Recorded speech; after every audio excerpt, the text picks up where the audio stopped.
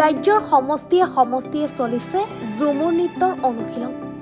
বিশ্ব অভিলেখ গঢ়িবলৈ সাজু হৈছে ঝুমুৰ নৃত্যৰ শিল্পীসকল। অসম চৰকাৰৰ সাংস্কৃতিক পৰিক্ৰমা বিভাগৰ উদ্যোগত অহা ২৪ ফেব্ৰুৱাৰীত গুৱাহাটীৰ সৰুসজাইত একেলগে ৮,০০০ শিল্পীয়ে ঝুমুৰ পৰিৱেশন কৰিব। সেয়ে এতিয়া প্ৰান্তে প্ৰান্তে চলিছে ঝুমুৰৰ আখৰা। এই দৃশ্য টিংখাং সমষ্টিৰ বামুণবাৰী চাহ বাগিচাৰ খেলপথাৰৰ। প্ৰায় ২৫০ শতাধিক শিল্পীয়ে অনুশীলন কৰিছে ঝুমুৰ নৃত্যৰ।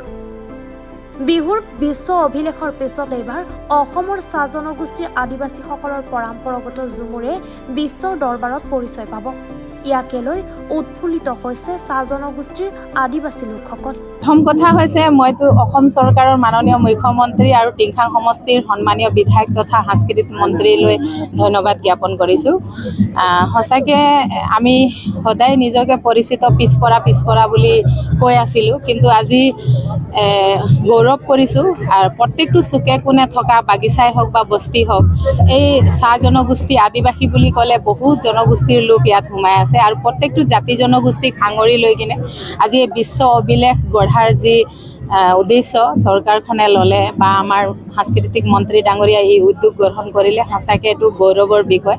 আৰু আমি গৌৰৱ এইটো অনুভৱ কৰিছোঁ এইটো কাৰণে আজি এই টিংখাং সমষ্টি ভিত্তিত আজি এই বামুণবাৰী খেলপথাৰত প্ৰত্যেকটো গাঁৱৰ পৰা বস্তিৰ পৰা ল'ৰা ছোৱালীবিলাকে শিল্পীসকলে নাচনী, ঢুলীয়া, ঢোল বাদক, বাঁহী বাদক আৰু তাল বাদক যিবিলাক বাদ্যযন্ত্ৰ আমাৰ মাজৰ পৰা লুকাই গৈছিলে, তেনেবিলাক বাদ্যযন্ত্ৰ এই অভিলেখ গঢ়াৰ উদ্দেশ্যে যিবিলাক আমাক পুৰণি যিবিলাক আমাৰ ইতিহাস হেৰাই গৈছিলে সেইবিলাকো আমি ঘূৰাই পাইছোঁ। গতিকে বিশ্ব অভিলেখ গঢ়াৰ যি উদ্দেশ্য বা যি অনুষ্ঠান চৰকাৰখনে কৰিবলৈ লৈছে, সঁচাকৈ আমি গৌৰৱ কৰিছোঁ চাহ জনগোষ্ঠী আদিবাসী হিচাপে।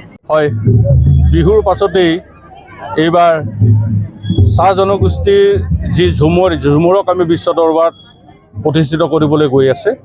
বিশেষভাৱে অসমৰ মুখ্যমন্ত্ৰী সন্মানীয় ডক্টৰ হিমন্ত বিশ্ব শৰ্মা ডাঙৰীয়া আমি ধন্যবাদ জনাইছোঁ। লগে লগে টিংখাং সমষ্টিৰ সন্মানীয় বিধায়ক তথা অসম চৰকাৰৰ কেবিনেট মন্ত্ৰী সাংস্কৃতিক পৰিক্ৰমা বিভাগৰ মন্ত্ৰী বিমল বৰাকো আমি ধন্যবাদ আৰু কৃতজ্ঞতা জ্ঞাপন কৰিছোঁ।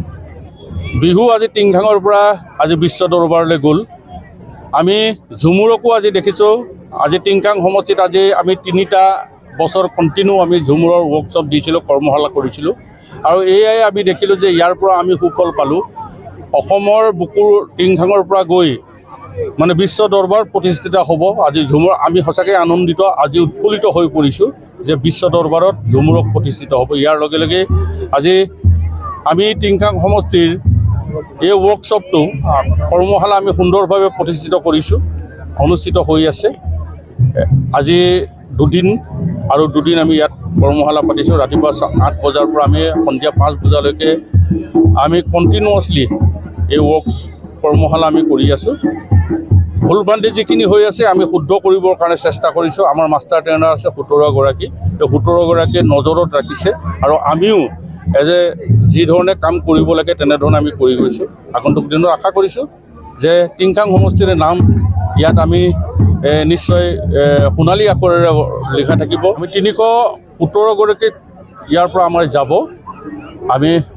আমি আশা ৰাখিছোঁ অলপ বেছিকৈ পাম। টিংখাং সমষ্টিত আমাৰ ২৮খন বাগান আছে, ৰেজিষ্টাৰ বাগান। আমি ভাবিছিলোঁ যে আমি ইয়াৰ পৰা টিংখাঙৰ অলপ বেছিকৈ পাম বুলি, আৰু যি দিছে তাকে আমি সুখী।